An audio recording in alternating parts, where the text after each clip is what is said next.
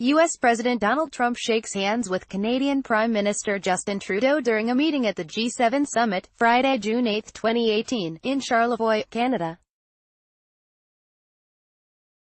AP photo, Evan Vucci, LAMALBAIE, Quebec. AP, President Donald Trump charged into the Group of Seven summit at odds with key allies over U.S. tariffs, then set out to diffuse tension with friendly banter and offered vague claims of progress in trade talks.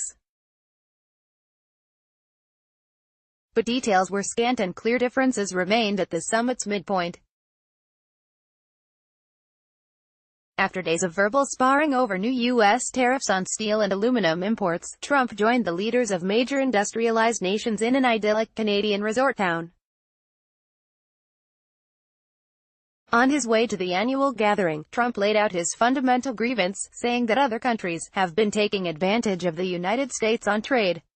He injected additional controversy by suggesting that the G7 offer a seat at the table to Russia, which was ousted from the group after it annexed Crimea. On Saturday, Trump attended a breakfast focused on gender equality, arriving after Canadian Prime Minister Justin Trudeau opened the session. He planned to leave Canada several hours early, heading to Singapore for his summit with North Korea's Kim Jong-un, missing G7 sessions on climate change, clean energy and ocean protection. Trump's recent moves, building on 18 months of nationalist policymaking, leave him out of step with the globally minded organization and have prompted speculation that the group could fracture into something more like the G6+. 1. But in meetings with Canadian Prime Minister Justin Trudeau and French President Emmanuel Macron, Trump stressed his friendships with the allies while continuing to insist he wanted to see changes on trade. Trump bantered easily with Trudeau, joking that the neighboring leader had agreed to cut all tariffs and all trade barriers. And he emphasized a good relationship with Macron, saying they sometimes have a little test on trade, but predicting a positive outcome. Still, the fundamental differences remained clear.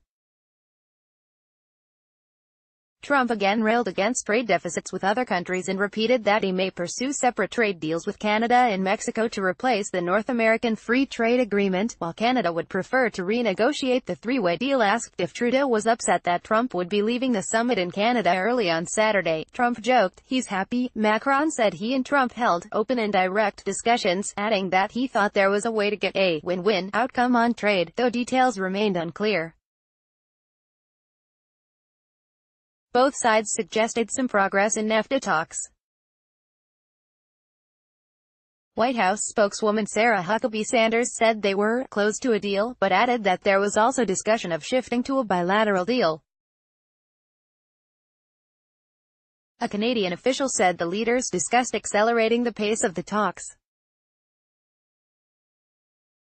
Trump spent Friday participating in the rituals of the G7, including the formal greeting by host Trudeau, a group photo in front of the sparkling street, Burns River and a working lunch of Arctic char and buckwheat salad. Other members of the Group of Seven are Canada, France, Italy, Japan, Germany and Britain. The European Union also attends.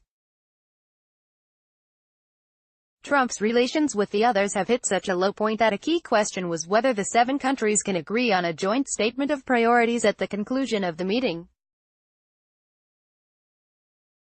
Macron said Thursday on Twitter, "The American president may not mind being isolated, but neither do we mind signing a 6-country agreement if need be." Trump said Friday he thinks the group will produce a joint statement.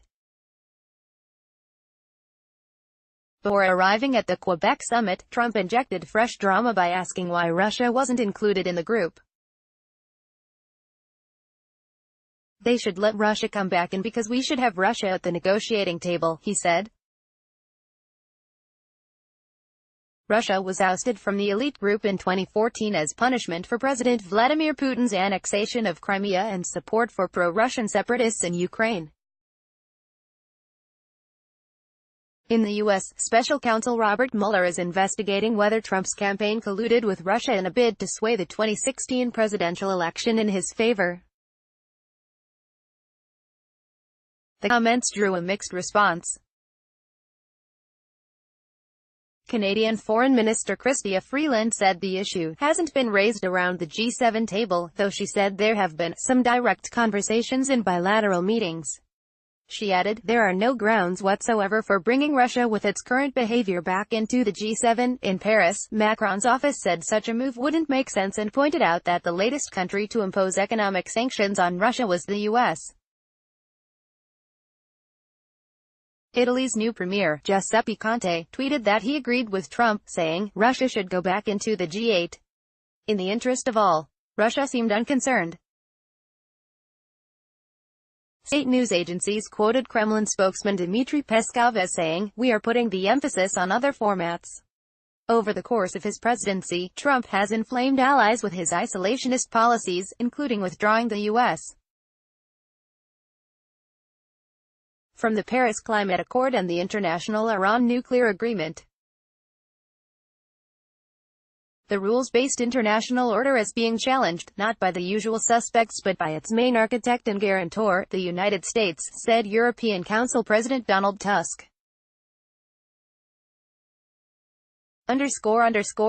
Associated Press writers Ken Thomas, Jill Colvin and Darlene Superville in Washington, Sylvie Corbett in Paris and Jim Hines in Moscow contributed to this report.